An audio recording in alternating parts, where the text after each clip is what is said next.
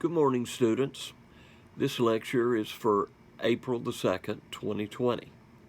Hope all of you are safe and well. When we left off with our last lecture, we were talking about the fact that Yahweh had sent Moses back to Egypt to deliver the children of Israel. Well, as you can imagine, when Moses came back to Egypt and demanded that Pharaoh let his favorite slaves go, he had no intention of doing so. In fact, his first response was to make the burdens on the Hebrews even greater than they had been. Well, God had warned Moses that would not happen, or that would happen. And God had two purposes in what he was about to do. Number one, that the Hebrews would believe in him, but also that the Egyptians, who were polytheists, would believe in him. And so God brought 10 great plagues upon the land of Egypt. And I might point out that each one of these plagues attacked something that the Egyptians worshipped. They worshipped the Nile. They worshipped reptiles. They worshipped this. They worshipped that. The Pharaoh was thought to be the son of Horus while he was on earth, and would become the son of Ra when he died. So when Pharaoh's oldest child died, of course, that was an attack on that particular thought of deity. And so things the Egyptians worshipped will be things on which these plagues will be brought. And it's well worth pointing out that God put a distinction between the Hebrews and the Egyptians. And there were a lot of Egyptians who were ready to let the Hebrews go long before stubborn Pharaoh was. Now, there are many people who wonder, who was this Pharaoh? Some folks want to date the Exodus somewhere around the 12th century BC. I think that is way too late. The Exodus should be dated much earlier than that. And so the Pharaoh most likely was a Pharaoh named Thutmose III. He had been dominated the first part of his reign by the Queen Mother, and she had pretty much kept her heavy hand upon him. And so scholars believe that Mama had probably died. He's now become king in his own right, and of course he's trying to show that he's a powerful, influential leader that's not going to back down from some god that he does not personally know. And so this probably contributed to his stubbornness. Well, with the 10th plague, he basically drives the children of Israel out of Egypt. And so they head out. Now, God does not send them on the most direct route toward the land of Canaan, because had they gone that most direct route, they would have encountered a group of people called the Philistines. These were a very warlike people, and definitely people just receiving freedom from slavery would probably not fare very well against a warlike people. So he takes them out a different route. And Pharaoh, once again, has a change of heart, gets his army together, and pursues the children of Israel. So God will bring about one last miracle, shall we say, upon the Egyptians. God parts the Red Sea. The children of Israel cross on dry land. When the Egyptian chariots get into the midst of the Red Sea, the waters come back together and the army is destroyed. And Israel is free. For the first time in many generations, they are free. So, Moses takes the children of Israel to Mount Sinai. But part of that last plague is very interesting. And part of that last plague literally defines the history of Israel, the beginning point of the nation, and of course, their freedom / salvation from the Egyptians. The night of the final 10th plague, when the firstborn will die, the children of Israel are instructed to begin a feast called the Passover. They have unleavened bread, bitter herbs, they have a lamb. The blood of the lamb is to be put on their doorposts to show that these are people who believe in Yahweh. And when the plague comes through, it passes over their homes. Hence, Passover. This is the definitive mark of the nation of Israel. Jews, whether they are Orthodox or the most liberal, Jews who are Jews in name only, who are in Israel for the sake of being Hebrews in ancestry, they still celebrate the Passover. That's how definitive that really is to the Jewish people. And of course, as we will note later on, it is out of the Passover that Jesus will wind up instituting what we call the Lord's Supper. So the children of Israel come to a mountain called Sinai. And there, if you read the book of Exodus, you find out some very interesting things. Number one, when the 10 Commandments are given audibly, all of Israel hears the voice of Yahweh. Read Exodus chapter 19 and you'll find this. So, as God gives them these commands, the people are so terrified. They basically tell Moses, you go up on the mountain and talk to God because we're afraid we're going to die. So Moses will go up on Mount Sinai and communicate with God for a period of 40 days.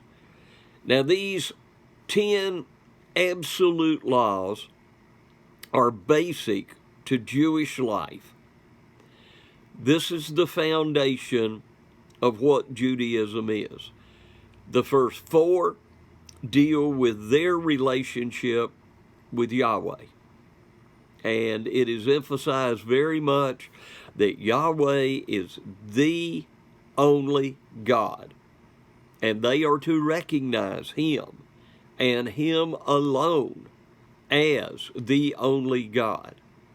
And idolatry, which obviously they had seen lots of when they were in the land of Egypt, was totally forbade to them. But as Moses goes up on the mountain, he receives quite a few instructions.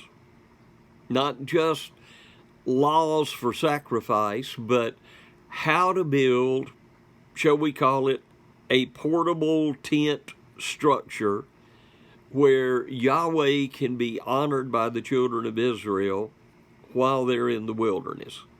It'll be called the tabernacle, which is a Hebrew word for tent. But this will be a place where God spiritually will meet with the children of Israel. So that's part of the instruction. Their sacrificial system what we call the book of Leviticus, will be given to them at that time. And over 600 different laws that they are expected to keep. Relational laws, laws among themselves, laws about the family, laws in relationship to the peoples that they will encounter in their travels and in their settlement, laws that would cover every aspect of living for the Jewish people. And Moses comes back and writes these down so the children of Israel will have them. Now, one of the most important parts of the tabernacle is called the Ark of the Covenant. It's given that name, number one, because the 2 tables of stone that contain the 10 commandments will be put inside the ark. So hence the covenant. But on top of the ark is an area that is called the mercy seat. And here the presence of God symbolically dwelt. And every year the high priest would go in and sprinkle blood on the mercy seat, first for his sins and then for the sins of the people. And this was something that was to be done throughout the history of Israel. And so this Ark of the Covenant is going to become such an important central piece of Jewish worship to God. Now, what is interesting is historically we have no idea what happened to it. When Titus destroyed the second Jewish temple in AD 70, when he built his triumphal arch in Rome, we see a figure of the table of showbread. We see a figure of the altar of incense. We see a figure of a menorah, the candlestick. We do not see the Ark of the Covenant. And so Bible scholars, historians, archaeologists, people throughout the ages have wondered, what happened to the Ark of the Covenant? Guess what? We don't know. We have no idea. There are people who claim it's in Jerusalem. There are people who claim it was carried back to Mount Sinai. There are people who claim the Babylonians melted it down. We just really don't know. The scriptures don't tell us. So there's you one of the great mysteries of the Old Testament. What happened to that Ark of the Covenant? Well, the children of Israel were probably supposed to be in the wilderness for about 2 years. That's how long it took them to prepare and build the tabernacle. But unfortunately, as it came time to enter the land of Canaan, Moses will select 12 men, one from each tribe, and they will be sent in for 40 days, and they will examine the land. And when they come back, they bring some of the fruits. They talk about the land, at least 10 of them do. And 10 of them, oh, it's a fruitful land. It flows with milk and honey. It's a great place to live, and there are giants there. And they live in walled cities, and they'll destroy us and gobble us up. Total lack of faith in the God who, let's realize, folks, they saw the 10 plagues. They saw the deliverance at the Red Sea. They heard the voice of God at Mount Sinai.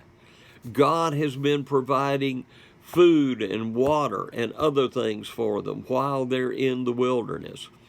They have a pillar of cloud by day, a pillar of fire by night, again symbolizing the presence of God with them. And with all of this, those 10 spies are scared to death and they say, we can't take the land. Well, the other two spies, Joshua and Caleb, say, no, don't listen to them. Let's go up right now. God will deliver the land into our hands. Well, the people obviously believed the 10. And so they start murmuring and complaining and carrying on. Moses, you brought us out into this wilderness to die. And so God will punish his people. They're going to wander an additional 38 years. In other words, a total of 40 years, a year for each day the spies went into the land. And this will be done to punish them for their lack of faith and belief in him. Of that generation that left Egypt that was over 20 years old, only 2, Joshua and Caleb, the faithful spies, will be the ones that will enter the land of Canaan. None of the unfaithful, doubtful people will. Well, leadership is going to pass from Moses to Joshua. Moses is actually finally going to get fed up with the children of Israel, and he will angrily strike a rock instead of speaking to it for water as God had commanded him. And his punishment will be he cannot enter the land of Canaan. He will get to see it from a distance, but he will not be able to enter it. And so Joshua, one of the 2 faithful spies, is selected to be his successor. Now, there's questions. Did they go in and totally conquer the land of Canaan at one time? Was it in sections? Was everybody driven out? Was everything destroyed? And we need to understand what the Bible really teaches us. In one of Moses' last speeches to the children of Israel, which are recorded in the book of Deuteronomy, Moses explained to them that God would drive the enemies out in stages. And there was a reason for this. If they conquered all the land at once, they wouldn't have enough people to populate it, and nature and animals would probably take over great portions of it. And so it was going to be a systematic thing. They would establish themselves and then continue to take the land.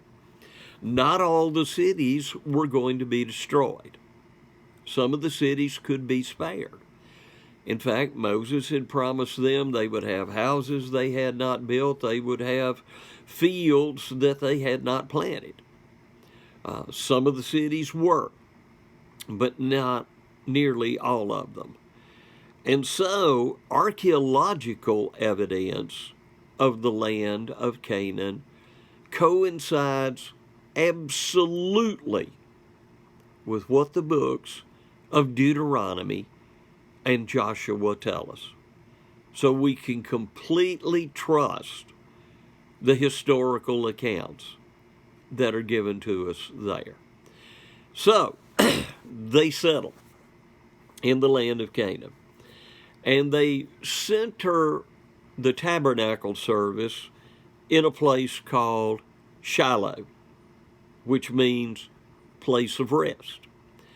And this is where the people will go for the annual feast days, which are 3 at that time, especially the Passover. And this is where the priests will base themselves. And basically, it was kind of in the center of the distribution of the land among the tribes on the west side of the Jordan River. But after that generation that tended to be very faithful, unlike the generation that came out of Egypt died out, their children weren't so faithful. And so we go through a period that is called the Judges.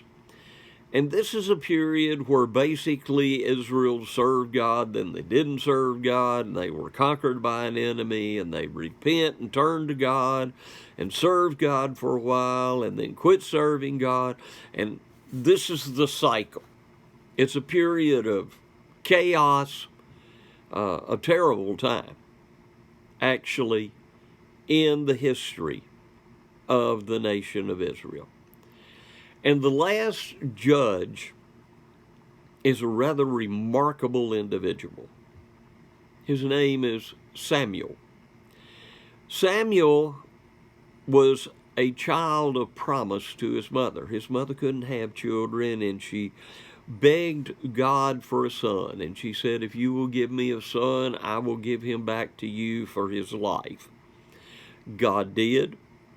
She did. And very early in his life, God received Samuel as a worker in the tabernacle. He served the high priest, Eli. But God did some special things for Samuel. God communicated with Samuel, as he had done with Moses, as he had done with Joshua. And so Samuel not only served in the tabernacle, but he served as a prophet, a spokesperson for God. And he ultimately became the last judge of the nation of Israel. And in doing so, he will have, I will call it a dubious honor. He will have the dubious honor of anointing the first and second kings of the Israeli monarchy. Now, the reason I call it a dubious honor is because the people said they wanted a king so they could be like the nations around them. Not really what God wanted to hear. And of course, Samuel takes this personally. God says they haven't rejected you, they rejected me. And so God selects a man by the name of Saul to become the first king. He's a warrior. He's head and shoulders taller than everybody else. And as he begins ruling about 1051 BC, he starts off as a fairly good leader. But as happens sometimes, people tend to be corrupted by their own power. And in two very definite cases, Saul will reject the word of God that he is given by Samuel and rebel. And as a result, he will have to sacrifice his kingdom. He will not be able, like dynasties in the Middle East did, to hand his kingdom down to his oldest son. And so Samuel will be sent out by God, and he will actually anoint a teenager, a young man named David, who will later prove himself tremendously. David was a shepherd boy. He was also a musician. And as Israel goes to war against their dreaded enemy, as they have entrenched themselves in Canaan, the Philistines send out a hero. This was often done. One person would come out and represent his army and challenge for one person in the other army to come out and fight him in mortal combat, and the winner would be the winner, and the loser, his army, would lose. Well, this fellow named Goliath, according to the scripture, he was about 9 feet tall. Now, the last year I taught high school, I wound up coaching a junior high boys basketball team. And honestly, I would have loved to have had Goliath on my basketball team. Oh, that would have been wonderful. But there are people who argue a 9-foot-tall human being never existed. And then, in 1947, a 47-inch long human femur, that's the bone that runs from the hip to the knee, was found in Turkey. Well, guess what, folks? A 47-inch long human femur would belong to a person that would be approximately 9 feet tall. So yes, it was possible. The Bible's not throwing in some kind of myth just to scare little kids when they tell the story of David and Goliath. Well, none of the Israelites want to go out and meet this guy. Well, David has come to the army to visit with a couple of his brothers, and he hears God being defied by this pagan. And so David, who has a great faith in God, challenges him. Now, David doesn't go out with a sword and a shield and a spear like Goliath has. David goes out with a weapon he has used, and he has used this weapon effectively in the past. It's a sling, not like slingshots we think of today. Sling people were actually part of ancient armies, and they could be quite effective and quite deadly in their slinging of stones. David, in protecting the sheep, had killed both a lion and a bear. Not easy animals to bring down, and yet he had done so. And because of his great faith in God, he believed he could take down this giant, and he did. Israel is delivered. The Philistines are defeated in the battle because their great champion has been brought down. And David becomes a hero in Israel. Well, because God has withdrawn from Saul, he's become very paranoid, very superstitious. He is suspicious of everybody and everything. And suddenly, this great hero of Israel becomes a threat. And so Saul turns on David, and for several years chases David, tries to hunt him down, tries to kill him. In fact, on 2 different occasions, David will have the opportunity to kill Saul, and neither time will he do so because he's not going to be responsible for taking the life of the king of Israel. So you see, David really was an honorable young man. And so, ultimately, the Philistines will come back. Saul and all of his older sons will be killed in the battle. And so David will be declared king by 2 of the tribes of Israel because they know what Samuel had done. And after a rather short civil war, David will become king of all of Israel. And he will be a warrior king. He will continue the job that Joshua and that generation had begun. And he will carve out a fairly secure territorial kingdom that basically will go from the border of Egypt all the way up to the upper part of the Euphrates River. And when David solidifies his kingdom, he has a great goal of moving the worship of God out of the tabernacle and into a more permanent structure that he wants to build in his capital city, the city of Jerusalem. Well, because he's a man of war, God chooses that his son will build the temple. Now, it is said that Solomon's temple was truly probably one of the wonders of the ancient world. It was probably a building that would have been seen for miles and miles as you approached the city of Jerusalem.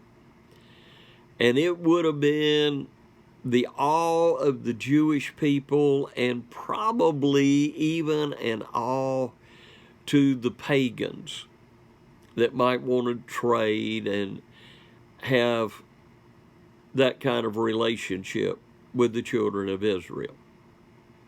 And so it was a wonderful building indeed. And early on in Solomon's life, he was quite faithful to God, but Solomon, as Saul had done, kind of got full of himself. And as he did, he married a lot of foreign women, probably to make alliances. This is not something God wanted done, but it's something Solomon did. And toward the end of his life, his wives turned his heart away from Yahweh. He actually allowed idolatry to enter the nation of Israel. And so God told him he was going to divide the kingdom. As it turned out, Solomon's son, Rehoboam, will get 2 of the tribes.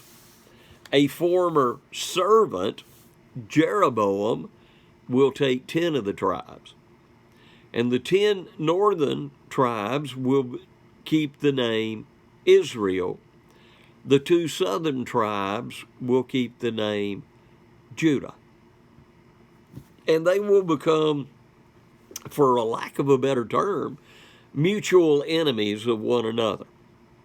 Well, obviously, 2 kingdoms are not going to be as strong as one. And so the various power states that existed in the world at that time are going to begin to wreak havoc on one or the other of the nations.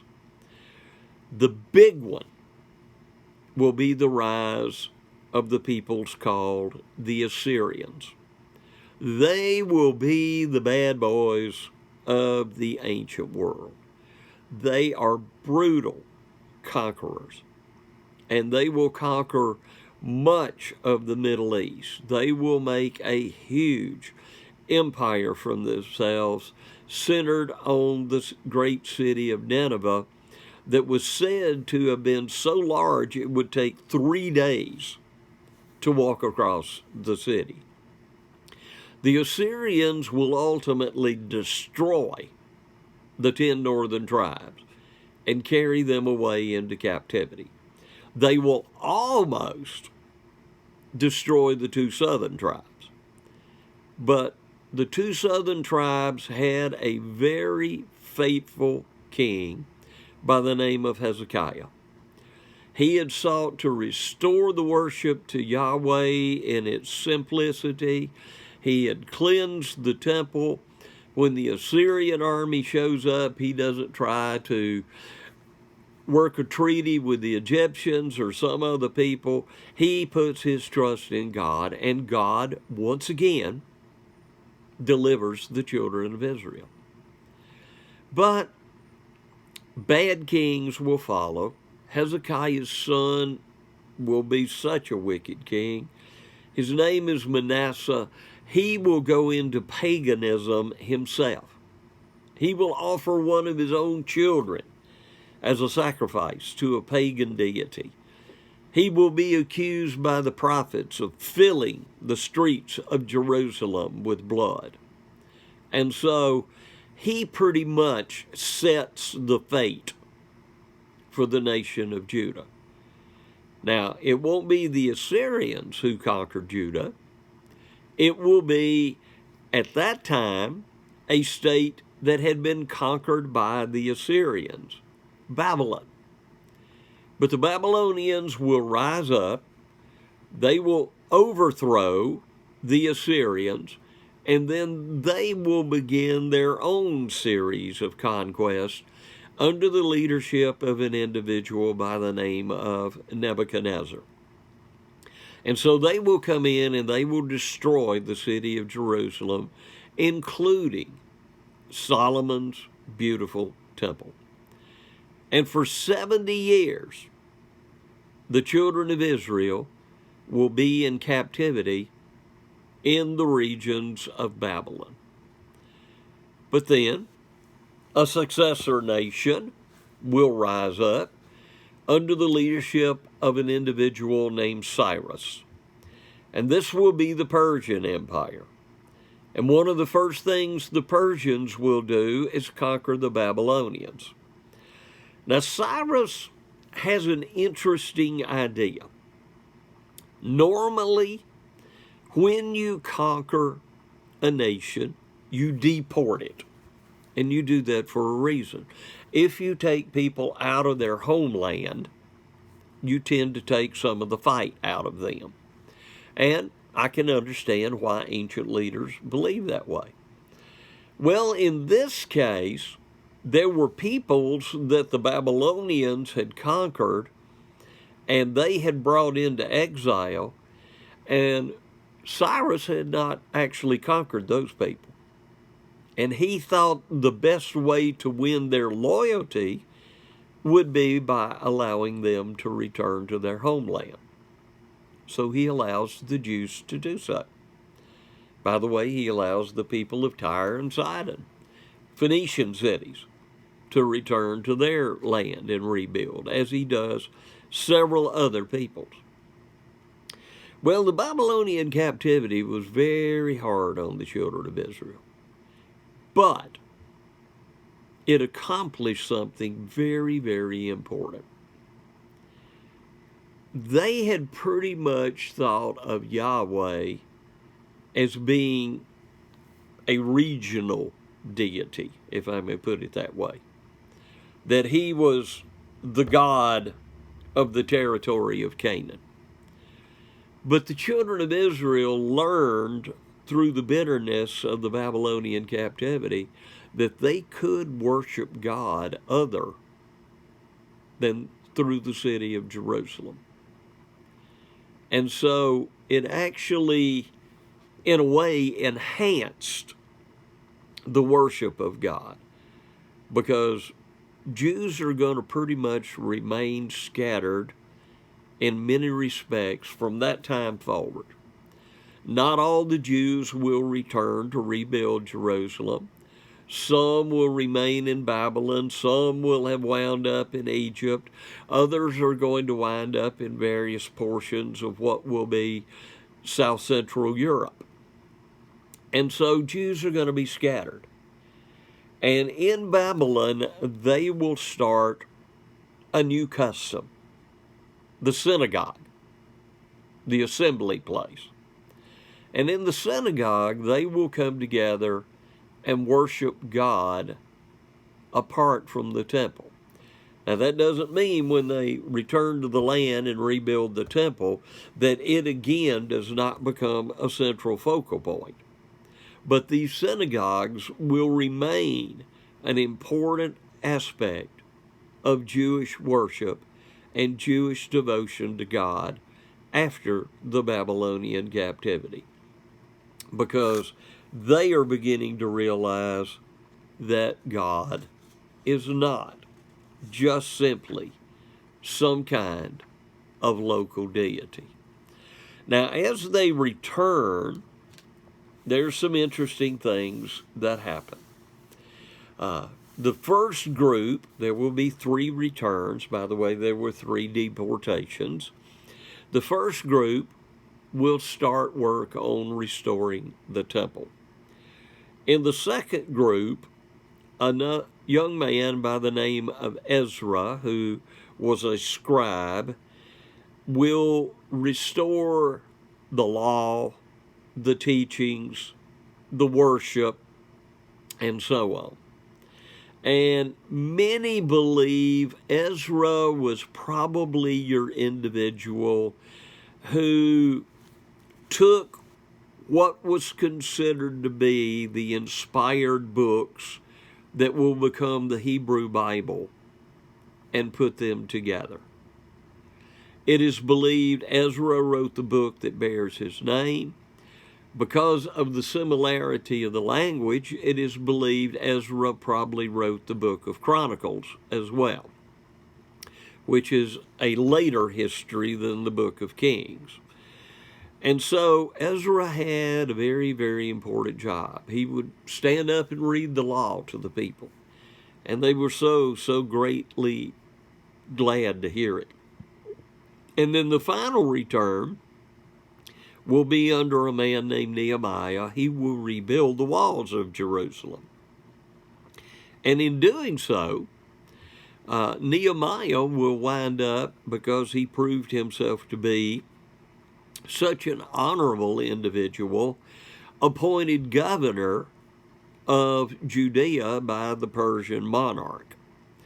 And so, quite honestly, during the Persian Empire, the Jews enjoyed a tremendous amount of independence and freedom and peace. And so they will prosper quite well during that time. Of course, what will happen ultimately will be the fact that they will begin to become a little more lax in their service and so on.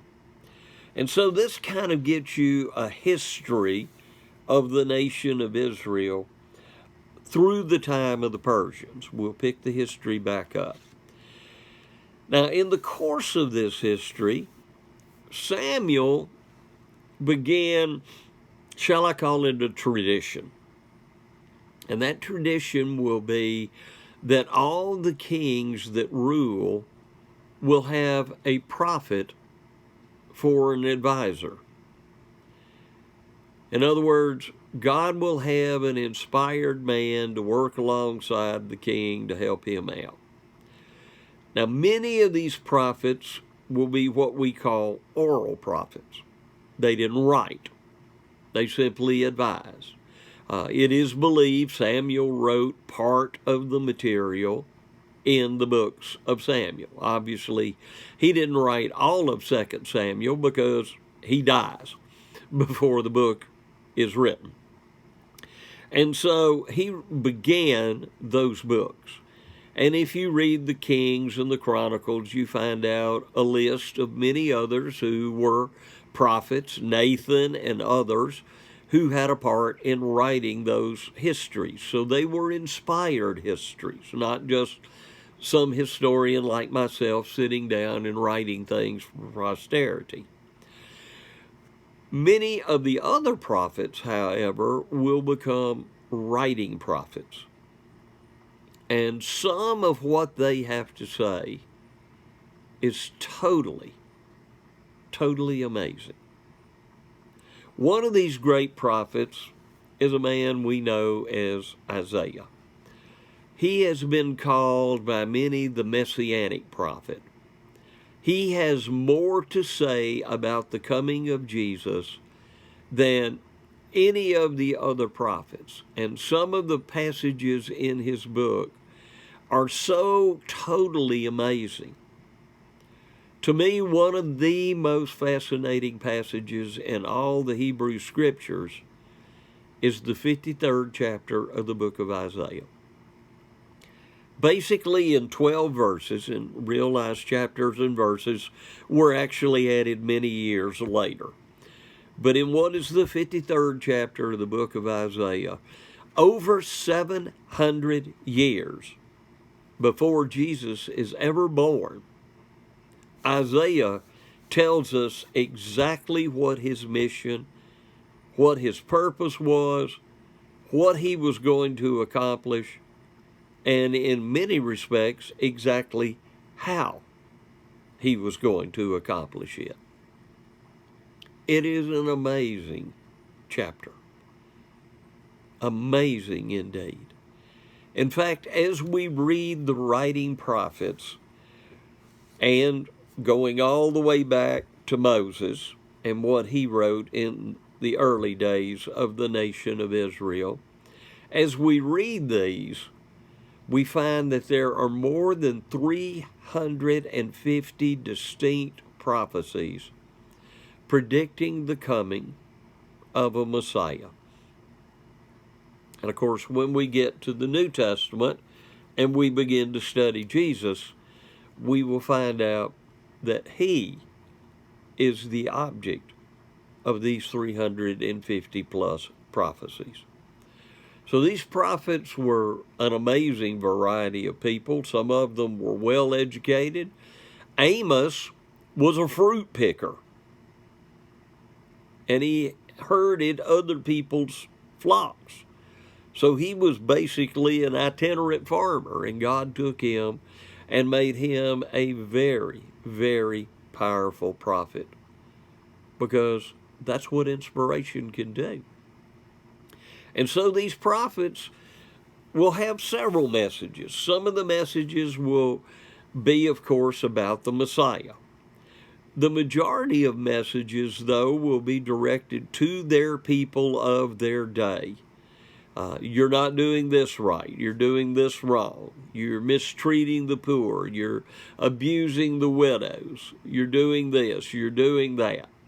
And so many of their messages are very contemporary, very pointed, that Yahweh wants his people to behave themselves in a certain way.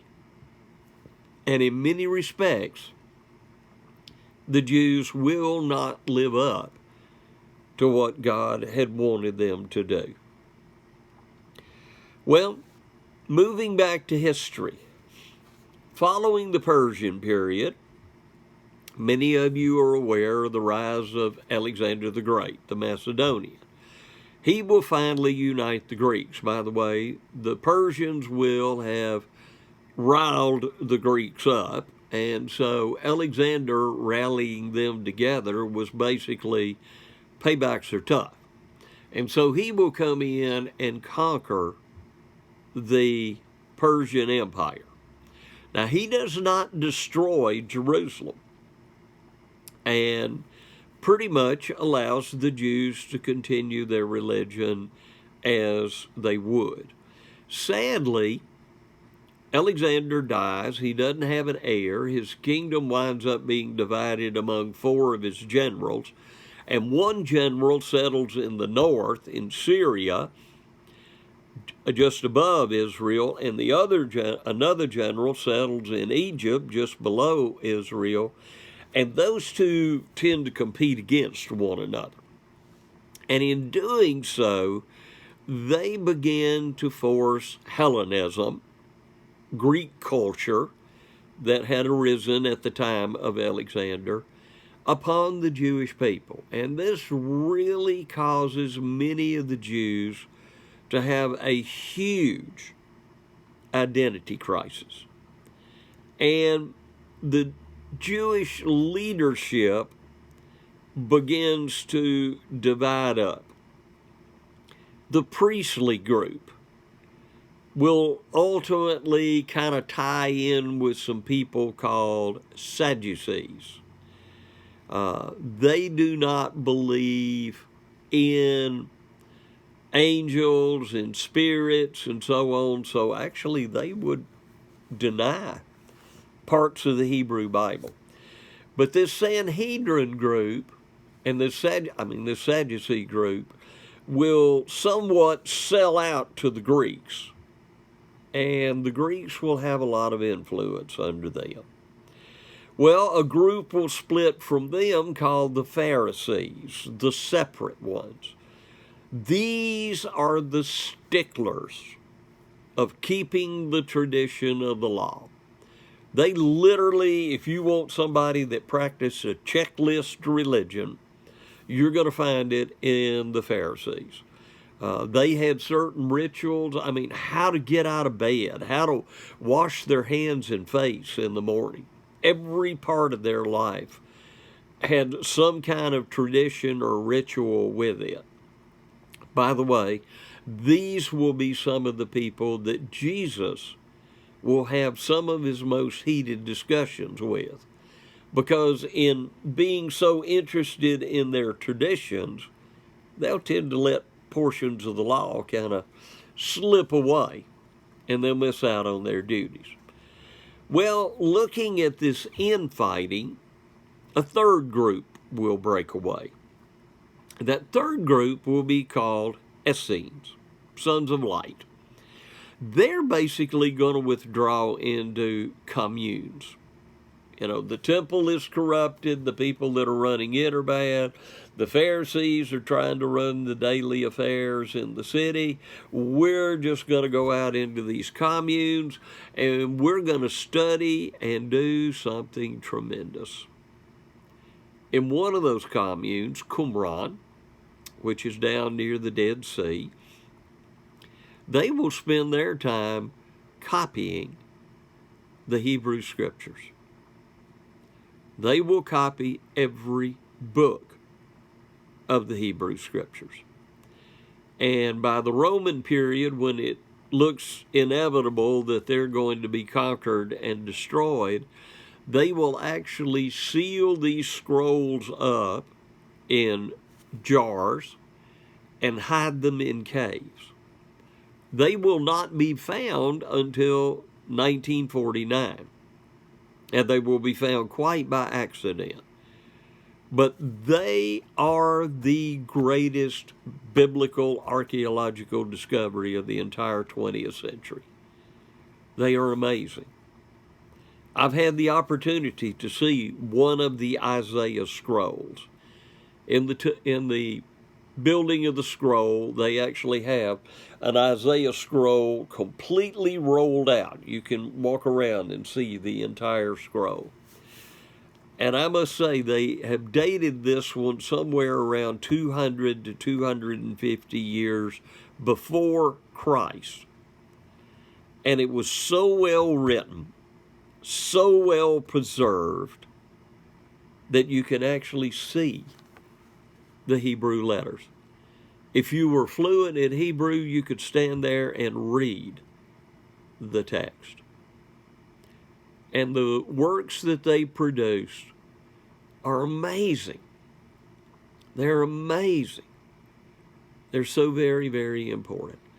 And one thing they showed us was when they were discovered and people were translating them, they found out that the Hebrew Bibles that we have today, what we generally call the Old Testament, were actually very accurately translated.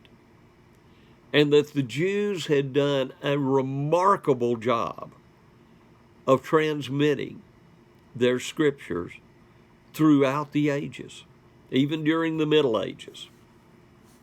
And so these were wonderful, wonderful discoveries and are still studied, or some few have been passed around. They're in museums, but they are quite remarkable indeed. Of course, the Essenes will sadly be completely destroyed by the Romans in 70 A.D.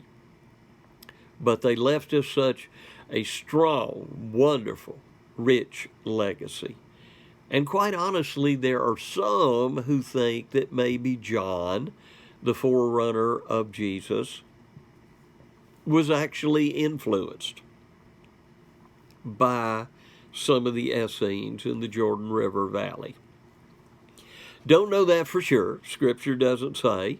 But John was in that region, and it is reasonable to assume that he probably had some contact with some of those individuals. And some of them may have actually become followers of John, and then later followers of Jesus. We just simply don't have the evidence to make a definitive statement about that. So, ultimately, the Greeks will be overthrown by the Romans. And I guess the way to describe the Romans is they are the Assyrians on steroids. A Roman general named Pompey will conquer the Jews, and he will do so tremendously brutally. And he will put Judah under a Roman yoke, a very heavy Roman yoke. The Jews will hate the Romans, despise everything they stand for. And, quite honestly, a fourth Jewish group will arise mainly because of the Romans. They'll be called the Zealots, the dagger men. They carried little short knives under their robes, and when they would come up to someone that was a Roman or someone that had sold out to the Romans or whatever, they would stick them with their knives as they walked by, put the knife back in their robe, and walk on as if nothing had ever happened. And they will be the ones who will ultimately bring about the Jewish rebellion in 66 AD. And that will ultimately bring about the second destruction of the city of Jerusalem. Well, the Romans are going to put some puppet leaders in charge of the Jewish people. And one of these people will be an individual named Herod the Great.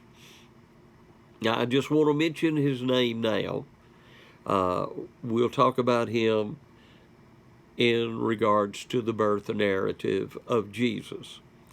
But Herod the Great will become a puppet leader, and he will be a very paranoid individual. He'll kill members of his own family. He is so paranoid that somebody is trying to take his place. And so the Sadducees will sell out to the Romans, and they will control the priesthood. In fact, the priesthood will basically become a political office as a result of the Romans. And they'll kind of appoint high priests and reappoint high priests as they feel they should. And so this agitation, this hatred, this bitterness, all of these things fester for years. And in the year 66 AD, the lid blows off the pot. The Zealots begin a rebellion, and they rebelled against the wrong people. The Romans always feared this, and so they kept a legion in Judea, just in case there was going to be a rebellion. And so the 10th Legion begins the process of ending this rebellion. And Rome basically gives an ultimatum. These are the first people who have tried to rebel against us. Let's teach everyone a lesson through them. Well, ultimately, in about 3 years, the Romans will have pretty much entrapped all the people of Israel in the city of Jerusalem. It's estimated that Jerusalem may have had as many as 300,000 people in it, and it definitely was not a city that was able to hold that many people. And so they're starving to death, they're being sieged, and an interesting thing happens. There's been some trouble in Rome. Nero commits suicide.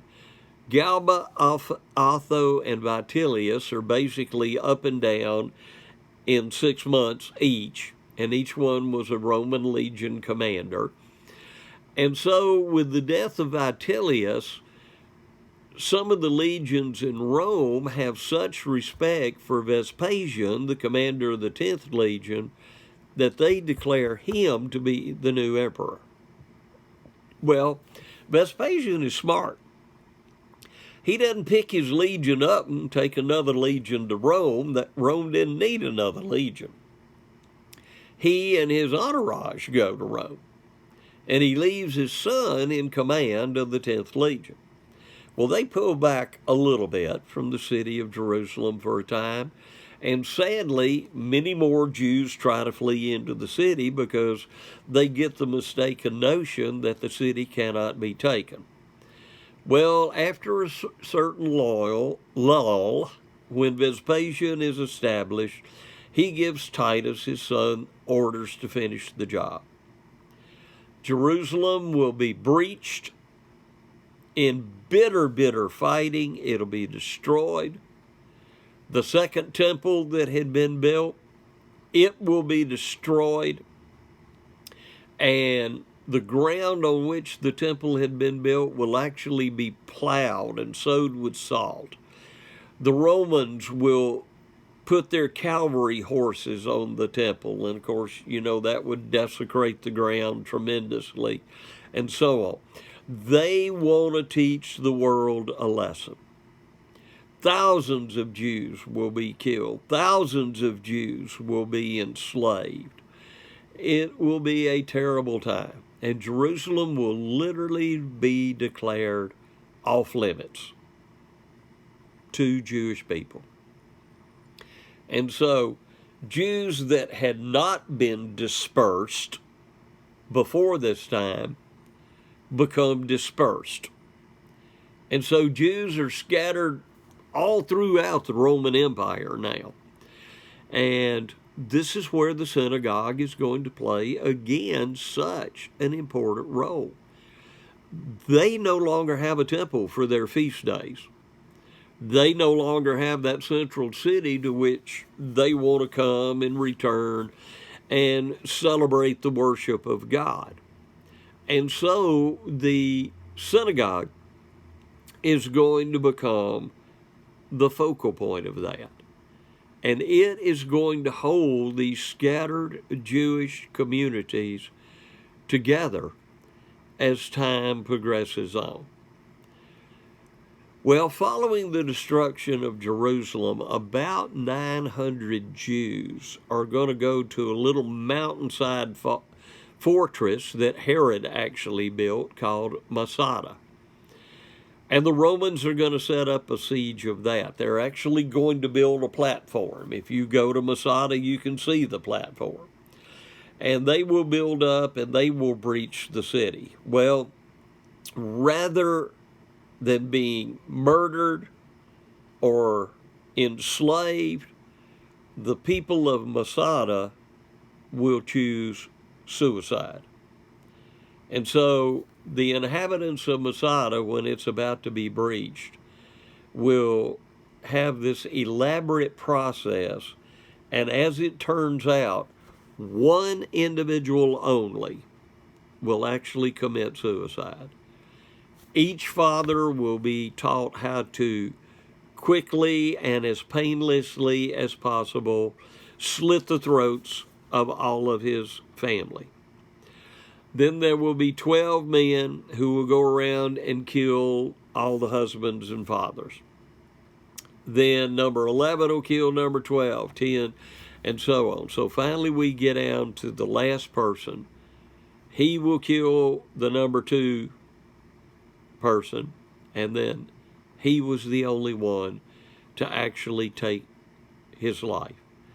And the city, the ruins of Masada today, are a very, very cherished historical site in the nation of Israel, because to them it is a symbol of their modern independence and how very, very important that modern independence is to them. Okay, this is kind of a good stopping point, so we'll stop here. When we come back next class time, we're going to look at how Judaism developed following the destruction of the city of Jerusalem the second time, and how it developed through the Middle Ages and even into our modern times. So you have a great day. Please, folks, keep yourself safe.